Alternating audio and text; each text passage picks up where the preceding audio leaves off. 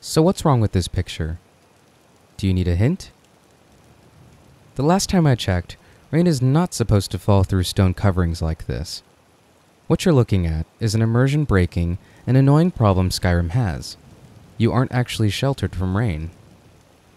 What we need is real shelter. I'm Sloth from Slothability, and I'm here to help you install it using the Nexus Mod Manager. Let's start off by going to the Real Shelter Nexus page and checking to see exactly what we need to make this work. It looks like the first thing we're going to need is s.t.e.p, which is also known as the Skyrim script extender. If you've done a lot of modding, you probably already have this, but just in case, all you have to do is download the 7-zip archive found here and drop some files into your Skyrim data folder. Another way to install this is through the auto installer, which should do all the hard work for you. If you're still not sure how to do this, there's also a tutorial video by Gopher linked on the SKSE page here that should help you out as well. The next tool we're going to need is the most up-to-date version of what's called TES5 Edit, or as I'll just simply call it, TES5 Edit. There's a direct link to the latest beta version for you on the Real Shelter mod page. Don't be put off by the fact that it's still in beta. This tool is fast, stable, and very reliable. Once you've downloaded TES5 Edit, you'll notice that it comes in the form of a 7-zip archive. You'll need a tool to open up this archive and take out what we need. I personally use and recommend 7-zip, but there are others out there as well, such as WinRAR, and I'll put a download link in the video description below. Once you've opened up the archive, you'll see that we need the Edit Scripts folder, the Skyrim hard-coded DAT file, and of course, the tes5edit.exe.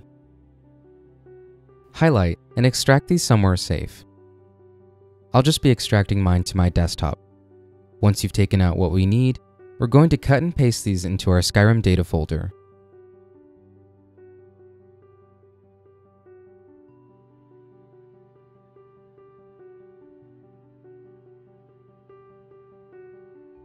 If you don't know where that is, it's usually located in the Program Files, Steam, Steam Apps, Common, Skyrim, and finally the Data folder. Go into the Data folder, right-click, and hit Paste. Keep this window open since we'll be putting something else in here in just a minute. Now we can go back to the Real Shelter Nexus page and we're ready to download the main files. The mod author has kindly numbered these to help us install things in the right order. First, we're going to need the file that says, well, install this first. Pretty straightforward, right? Next, we'll download the Real Shelter patch template. The mod author wants to remind you that this patch template should be put at the bottom of your load order, but above any bash or sum patches. If you don't know what a bash or sum patch is, chances are you don't have one, and you don't have to worry about this, but keep it at the bottom of your load order. The third file we need is not something we can install with the Nexus Mod Manager and needs to be downloaded manually. Open up the folder and you'll see some scripts we need for TES5 Edit. We just need to copy these scripts and we'll be putting them somewhere we've seen before.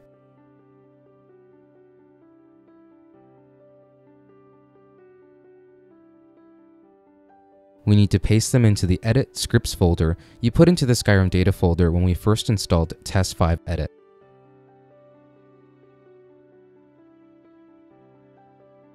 Just like last time, keep this window open again, since we'll be needing it for later.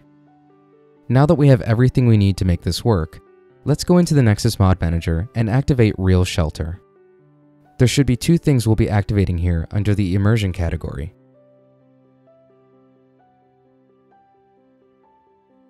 After you've activated the first one, the second one will bring up a prompt, asking you if this is an update to the Real Shelter you just installed. You're going to say no. Now, both Real Shelter files should be activated with green checkboxes next to them on the left. If you go over to the Plugins tab on the left of the Nexus Mod Manager, you should also see the realshelter.esp and RSPatch.esp at the bottom of your load order with checked boxes. This means that they are active. Now there's one last step in order to ensure compatibility with weather mods and even EMB weathers. We need to run the RSPatcher from inside TES5 Edit. Go back into your data folder, scroll down, and find the tes5edit.exe. It should have a picture of the Bethesda logo and a red Skyrim icon in the middle. If you remember, we pasted this in here earlier along with the edit scripts folder and the hard-coded DAT file. After launching Test5 Edit, you'll immediately be prompted with a list of all your mod plugins. You need to make sure all of them are selected, especially the first one simply called Skyrim. You'll know it's selected if there's a checkbox next to it. This is really important, so please watch carefully. Once you've selected all your mods, hit OK and you'll go on to the next step. After that, you'll see a long list of information Test5 Edit is gathering from your mod list on the right side. How long this takes depends on how many mods you have. I have around 150 mods, so it takes nearly a minute for mine to finish. Once it's finished, on the left side, you'll see a list of all your mod plugins and master files. Scroll down the list on the left and find the RSPatch, which for me was at the very bottom of the list. Now you'll need to right-click on the RSPatch and select the option from the drop-down menu called Apply Script.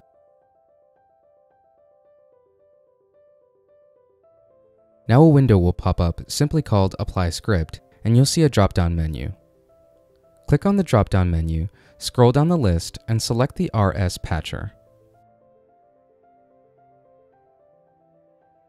Now hit the OK button. Another window will show up, and this is where we make our patch. On the left side, you'll see some important information on possible mod conflicts, or mods the patch will help make compatible. On the top right, Frostfall users will get some important options, and if you use Frostfall, read these carefully and choose any that apply for you. Once you're ready, you can go down to the bottom left and hit Create Patch. Once you've hit Create Patch, a prompt will come up and tell you that in order to create the patch, you need to add the following files to RSPatch as masters. Just keep hitting yes each time it asks. Even with all my mods, this only happened about 3 or 4 times. Then just let the script do its thing on the right-hand side of Test5 Edit until it says script complete. Once it's finished, you can exit Test5 Edit and make sure to save changes to the RSPatch.esp by hitting OK. Now we can go in game and make sure everything looks right. Now that we're in game, I'm going to be testing out the same place where we started the video. Now, in this save game, I actually waited in game a few days until it started raining naturally, which the mod author says is the best way to test things out. You can also try forcing the weather using rain console commands, but you need to make sure it's a weather that would normally occur in that region of the game. Since Whiterun is considered part of the tundra, you can try the tundra rain console command FW 10A242.